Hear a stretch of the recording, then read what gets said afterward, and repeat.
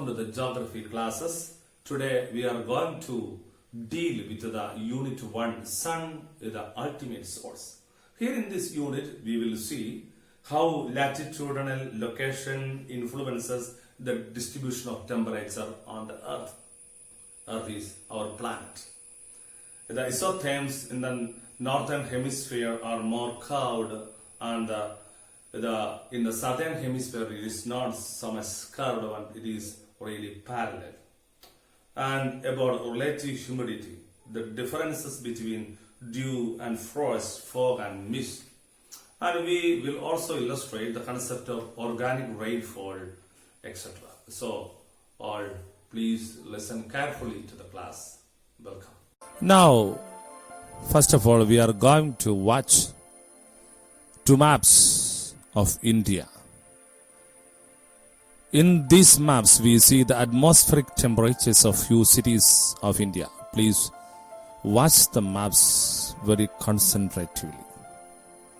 The first map, you see, this is the temperature in India in 1st December 2015, and in the second one, we see the temperature of India in 1st June 2015. Two questions you should have in mind while you watch and see these maps. The first question is the temperature the same at different places on the same day? Is it same? Second one is the temperature experienced at a particular place the same in all seasons?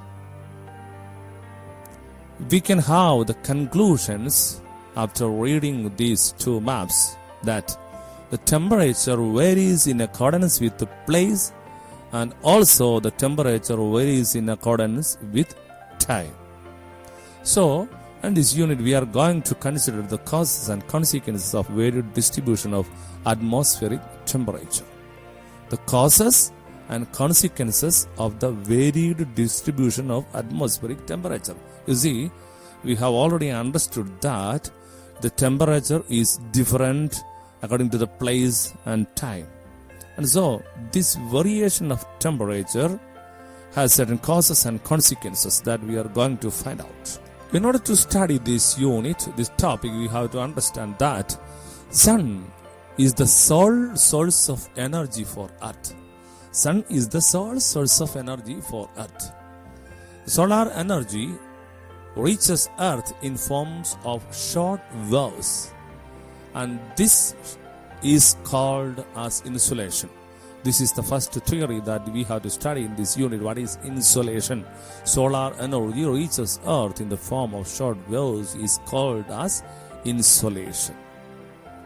And so, the Earth's surface facing the Sun gets heated by this flow of energy, which begins with sunrise and lasts till sunset, all 12 hours.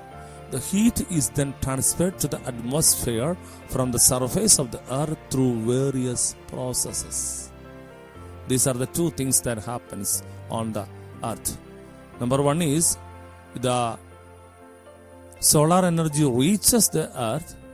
Second one, the heat is transferred to the atmosphere from the surface of the earth.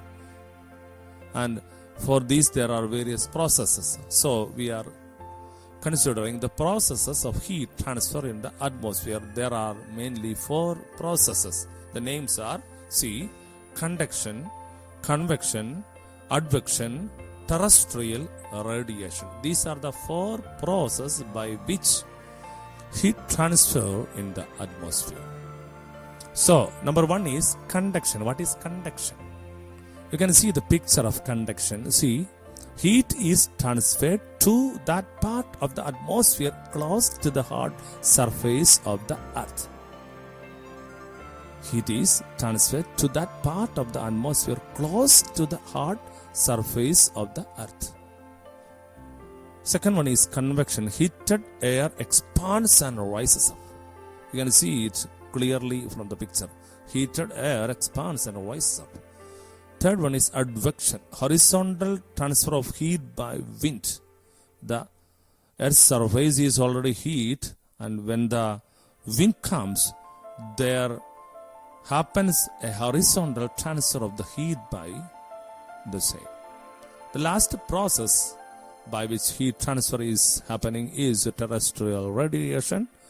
That means heat is transferred from the surface of the earth to the outer space in the form of long waves.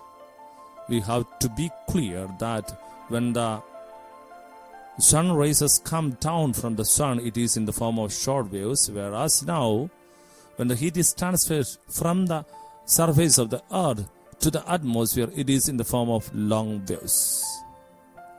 See, the first three, conduction, convection and advection, are confined to the near atmosphere of the earth. It is very near and very close to the earth. The re-radiation of energy from the surface of the earth back to the outer space in the form of long waves is called terrestrial radiation.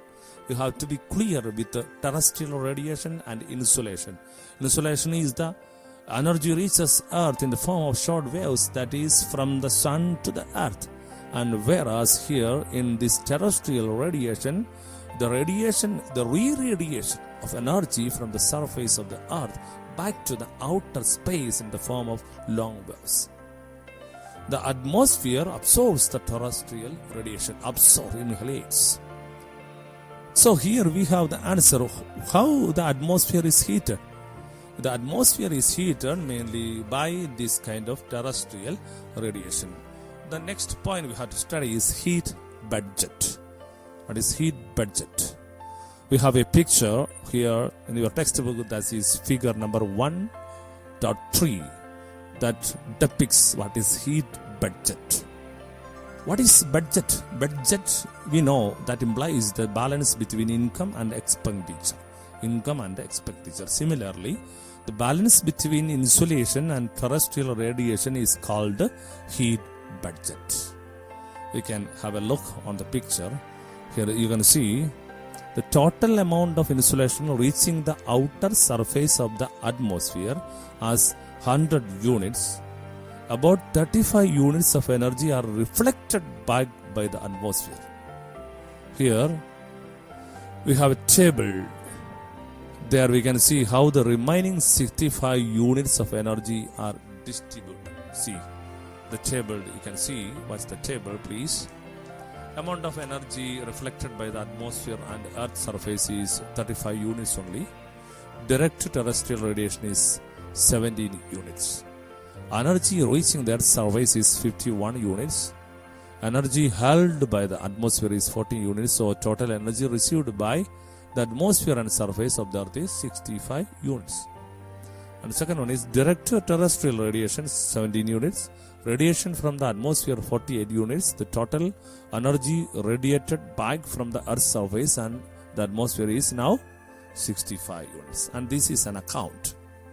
And this is the way by which the temperature of the earth is kept balanced. See, the entire energy reaching the surface is returned to the outer space through various means.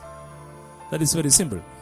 Then, through this heat balancing process termed as heat budget, the surface temperature of the earth is kept balanced. The next point we are considering is temperature. The earth's surface as well as its near atmosphere is heated by insolation. So the temperature is the degree of hotness of the atmosphere. What is temperature? Temperature is the degree of hotness of the atmosphere. It's from the weather condition at 2 p.m. that the meteorologists measure the maximum temperature of the day. That should be very clear. It is from the weather condition at the time of 2 p.m. that the meteorologists measure the maximum temperature of the day. And the minimum temperature is taken just before the sunrise. This is a difference. The maximum temperature is taken at the time of 2 p.m. and the minimum temperature is taken before the sunrise. Next concept that we have to study is the diurnal range of temperature. This is just very simple. The difference between maximum temperature, which is calculated at the time of 2 p.m. and the minimum temperature, which is calculated just before the sunrise, is called as diurnal range of temperature. So we have a formula. Diurnal temperature, range of temperature, is equal to maximum temperature of the day minus minimum temperature of the day. So another concept is daily mean temperature. In the word itself is, the meaning is clear. The average temperature of the day is termed as daily mean temperature, and the calculation formula is maximum temperature of the day plus minimum temperature of the day divided by 2 is equal to daily mean temperature. You can see a map in figure 4. See, the maximum temperature here in this map is 32 degrees Celsius and the minimum temperature is 26 degrees Celsius, that is in Kochi, and in Thiruvananthapuram it is 33 degrees Celsius as maximum temperature and the minimum temperature is 28 degrees Celsius. And see, the difference of places makes the temperature difference too. So there is an instrument by which we calculate the maximum and minimum temperature, that is called as maximum minimum thermometer. Picture, please see the picture. This is the instrument for measuring the maximum and minimum temperature in a day. So what is this instrument? There are 2 thermometers which are connected using a U-shaped glass tube. The mercury filled in the maximum thermometer expands with rise in temperature and pushes up the metal indicator. See that on the right side. The indicator remains at the position showing the maximum temperature of the day.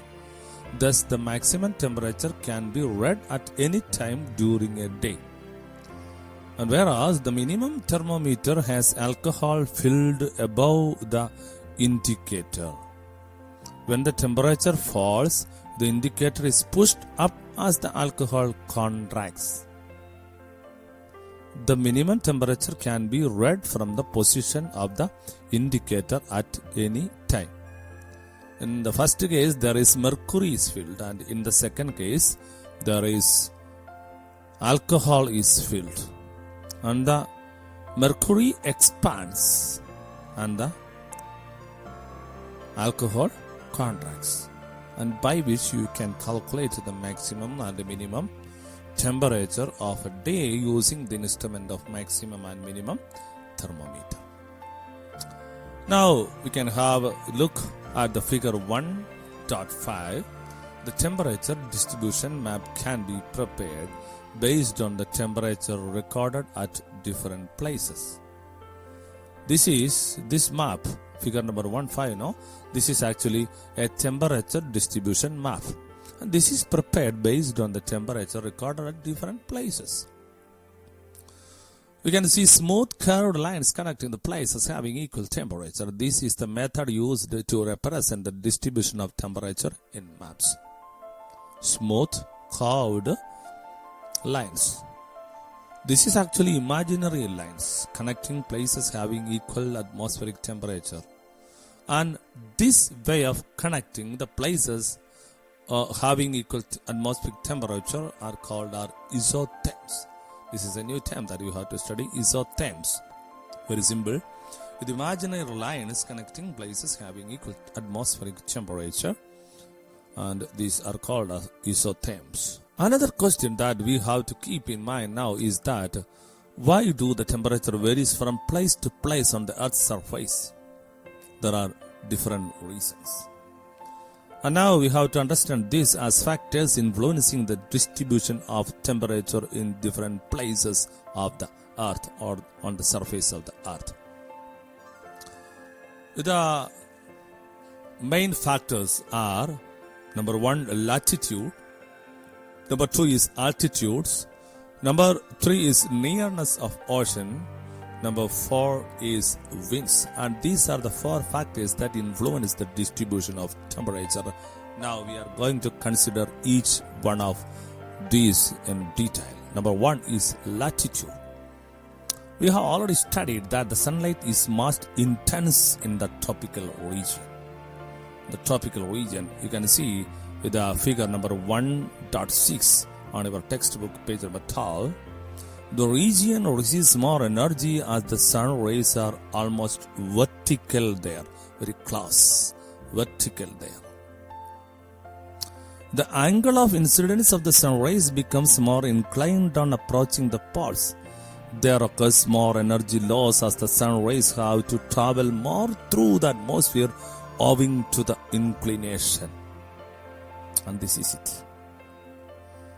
This is the called as latitude. The length is very high. Then the second one is altitude. What is altitude?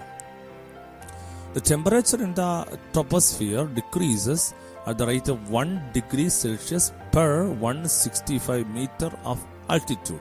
This is the theory. 1 degree Celsius is decreased per 165 meter of altitude. We can have the look at figure number 17. The temperature is comparatively low at places situated much above the sea level, and this is because of the difference of altitude. When the altitude is high, the temperature is becoming comparatively low. For example, the temperature experienced in the places like Idukki and Wayanad is lower than that of the neighboring districts like Ernakulam and Kozhikode. Why? Because the altitude is high there in Idukki and Wayanad. Now the third factor that influence the distribution of temperature is nearness of the ocean. We have a table here. The temperature related data of some cities in India, mainly Thiruvananthapuram, Bengaluru, Delhi and Goa is given there. The maximum temperature, minimum temperature and the range of temperature is given there. Now we have to find the location of the given cities with the help of a map. We have already studied what is diurnal range of temperature, and the diurnal range of temperature is very high in Delhi and Bengaluru, whereas it is very low for Thiruvananthapuram and Goa. Why? We have to infer that the range of temperature will be high at the places away from the sea and vice versa. Temperature remains moderate at places close to the sea. This is because of the heating of land causes wind to blow from the sea to land, and cooling of the land causes wind to blow from land to sea. So the nearness of the ocean influences the temperature. The fourth factor that influences the temperature distribution are winds. See why winds? We have some newspaper cuttings here. Hot wind in Delhi when it's sunbound. Palakkad burns hot wind from Tamil Nadu. Cold wind, snowfall in the valley. So these are news headlines. The warm and the cold winds can respectively raise or lower the temperature of the places through which they pass. That's it. The temperature of a place vary in accordance with its latitudinal location, altitude, nearness to sea, winds. That's it. Now we are going to study the global distribution of temperature. We have a figure 1.8 there. The smooth curved lines represent the temperature recorded at different places throughout the Earth's surface. How to look clearly, please see it. At the central area, the heat is too high. When it goes to the polar regions, it becomes very low, and even to the minus it goes. See it. All please listen to the map clearly. And the smooth curved lines represent the temperature recorded at different places throughout the Earth's surface. We have already studied these lines are called as isotherms. The isotherms in the southern hemisphere are almost parallel. You can watch here to the equator compared to those in the northern hemisphere. The southern hemisphere now it is very parallel, but whereas it is not so parallel in the northern hemisphere. The bending of isotherms is due to the differential heating of land and water. See, this is the point. The bending of isotherms is more in the northern hemisphere, and it is just because of the differential heating of land and water. In all the weather maps for summer and winter seasons, the isotherms behave differently. Why?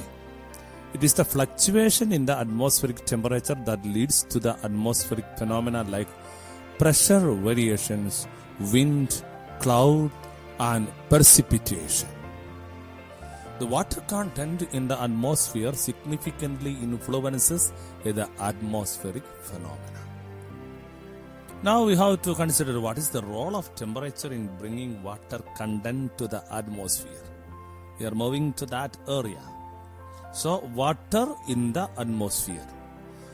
In this session, we have to study what is humidity. Water content in the atmosphere is actually called humidity. Now, we have to find out the factors that influence the amount of moisture in the atmosphere. And it is mainly temperature that influences the amount of moisture in the atmosphere. And now we have to understand the humidity is varying not only with the place but also with time. There are two concepts. One is the absolute humidity and second one is the saturation level. And what is absolute humidity? The word itself, we can understand what is absolute humidity. The actual amount of water present in the atmosphere is called as absolute humidity. And how can we measure this absolute humidity? It is measured as the amount of water vapor present per cubic meter volume of air. Per cubic meter volume of air. And there is a limit to the amount of water vapor the atmosphere can hold at a certain temperature. And this stage at which the atmosphere is fully saturated with water, this level or stage is termed as saturation level. This fully packed, fully saturated. The atmosphere cannot have any more. Then what is the next step? When the atmosphere becomes saturated, what begins? Condensation begins.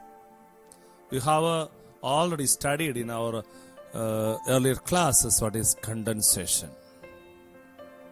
The critical temperature at which condensation begins is called dew point. The critical temperature at which condensation begins, the beginning point, is called as dew point. The ratio between the amount of water vapor present in the atmosphere and the total water holding capacity of the atmosphere at a given temperature is called relative humidity. This is the fourth concept under it. Relative humidity. And the relative humidity is usually expressed in percentage. You can have an example. If the absolute humidity is half of the total water holding capacity at a particular temperature, then the relative humidity will be 50%. How can we calculate it? Relative humidity calculation. Absolute humidity into 100 divided by total water holding capacity of the atmosphere at that particular temperature. Relative humidity is measured using the instrument called wet and dry bulb thermometer. You can have the look at wet and dry bulb thermometer here. And what is it and how it works? Let us study. It consists of two thermometers. One records normal atmospheric temperature. The bulb of the second is kept wet by wrapping it in a wet muslin cloth. This is known as wet bulb thermometer. As the bulb is wet, this thermometer always shows lower temperature than normal. Relative humidity is calculated based on the difference in temperature between these two thermometers. Based on this difference at any particular temperature, corresponding relative humidity can be found out from the chart given along with the instrument. Generally, the relative humidity will be low when the difference in temperature is high and vice versa. Now we are going to understand the forms of condensations. There are four forms of condensation: frost, mist, fog, dew, and cloud. The atmosphere should reach the saturation level for condensation to begin. When condensation begins, when it reaches the saturation level. With further addition of water vapor or due to a considerable fall in temperature, the water vapor in the atmosphere begins to condense. These are the forms of condensation. We can have a look at the picture. And now we are going to deal with each of it. Number one is dew. Dew. Dew is picturized here, figure number 110. We have noticed that water droplets clinging onto the blades of the grass and leaves early in the morning, and this is known as dew. The surface of the earth gets cooled during the night and it cools the near atmosphere. This is the process. This causes the water vapor to condense and the condensed droplets cling onto the cold surfaces on earth. Second one is frost, figure number 111. As you know, there are places on the earth where the night temperature falls below 0 degrees Celsius. Instead of dew, tiny ice crystals are formed in such places. This form of condensation is called as frost. Third one is fog or mist. We have experienced similar weather at least during winter seasons. This is called as mist or fog, figure number 112. The condensed tiny droplets of water formed by the cooling of air remain suspended in the atmosphere itself. It is there, suspended there. They can very well be described as clouds close to the earth's surface. Actually, these are clouds which are very close to the earth's surface. Fog or mist is the result of condensation around the minute dust particles in the lower atmosphere. How it is happened? And what is it? Fog or mist is the result of condensation around the minute dust particles in the lower atmosphere.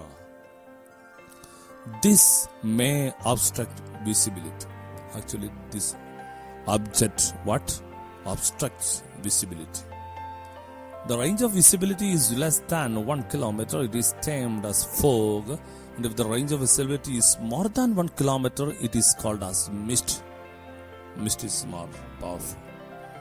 The airports in the North India get temporarily closed during winter due to this dense fog. Third one is clouds. Fourth one is clouds. Clouds are formed by the condensation of water vapor around the fine dust particles in the atmosphere that we have already understood. The water condensation of the water vapor around the fine dust particles in the atmosphere. These water droplets so formed are less than 0.001 centimeter in dimension. That is why they remain suspended in the atmosphere. You have seen different types of clouds in the sky. Clouds can be classified according to their form and height. Based on the form and there are mainly four types of clouds. You have to understand very clearly: cirrus clouds, stratus clouds, cumulus clouds, and nimbus clouds. The picture is given here. The feather-like clouds is called as cirrus clouds. The clouds with the thick layers in the lower part of the sky is called as stratus clouds. The cumulus clouds, these clouds resemble huge cotton bundles and area formed due to the strong convection currents. They have large vertical extent. Third one is nimbus clouds. These are dark rain clouds in the lower atmosphere. Clouds appear dark as it does not allow sunlight to pass through due to the thick concentration of water droplets. The water concentration is so thick that even the sun rays cannot pass through it. The clouds mentioned above do not generally occur independently. They do not occur independently. One day nimbus cloud, another day cumulus cloud, another day stratus, another day cirrus cloud. No, it will not happen. And what is happening? they are usually seen in combination. And this combination also has got different names. For example, the combination of cumulus and nimbus clouds is termed as cumulonimbus clouds. All these kinds of clouds are usually occurring at different altitudes. So, the four different types of clouds based on altitude can be called as high cloud, medium clouds, low clouds, and clouds with great vertical extent. We have already learned that the clouds are formed by condensation of water vapor. And now we have to see what happens to these water droplets after this. And here we have to consider the concept of precipitation. Continuous condensation causes the droplets in the clouds to grow in size. It is becoming bigger and bigger. Being unable to resist the gravitational force of the earth, the water droplets got released from the clouds and fall on earth in different forms. And this process is called as precipitation. And there are different kinds of precipitation that we feel: rainfall, snowfall, hailstones. All these are different kinds of precipitation actually. See the pictures: rainfall, snowfall, and hailstones. These are the different forms of precipitation. The common manifestation of precipitation is in the form of water drops. So we call these as rainfall. When the temperature falls below 0 degrees Celsius, the precipitation reaches the earth in the form of tiny crystals of ice, and that is known as snowfall. If water droplets released from the clouds happen to pass through colder layers of the atmosphere, they may reach the earth in the form of ice pellets. This form of precipitation is called as hailstones. And now in this unit we have to consider one more thing: why rain occurs differently in different parts of the world. Now we are going to consider the different types of rainfall: orographic rain, convectional rain, and border rains. The moisture-laden wind from the sea enters the land and moves upwards along the mountain slopes, where it gets cooled and condensed to form clouds. See page number 21 and figure 120, orographic rain. And this type of rainfall is known as orographic rainfall or relief rainfall. When the windward sides of the mountain receive heavy rainfall, the leeward, the other side, sides of the mountain do not receive rainfall due to the descending dry air. And this process is called as relief rainfall or orographic rainfall. The places situated at the leeward side of the mountains that do not receive any rainfall are referred to as rain shadow regions. Now we have already learned the characteristics of equatorial climatic region. High temperature and daily afternoon rains are the peculiarities of these regions. Due to high temperature, air gets heated and rises up. Cumulus clouds are formed by the cooling and condensation of rising warm air. Rainfall occurs with the thunder and lightning. This rain, mostly occurring in the afternoon, does not last long. This types of rainfall is called as convectional rainfall. This is a common phenomenon in the tropical regions during summer. Now, there is always difference in the atmospheric temperature over the land and sea. If the air over the sea comes in contact with the air over the land in the coastal regions, the warm air will be pushed upwards, causing cloud formation and rainfall. This type of rainfall is called as border rain. And this is all the things that we have to study in this unit. And this is not a difficult unit. This is just very simple. We have certain concepts and new words to study. You have to repeatedly listen to the class. Then you will understand very soon that it is just too easy to study. Now we have to study about the earth. We have to save the earth because the earth is not for us alone. We have to keep the earth and the power of the earth, energy of the earth for the coming generation too. So we can preserve, conserve earth, sun and the reality around us. Thank you so much.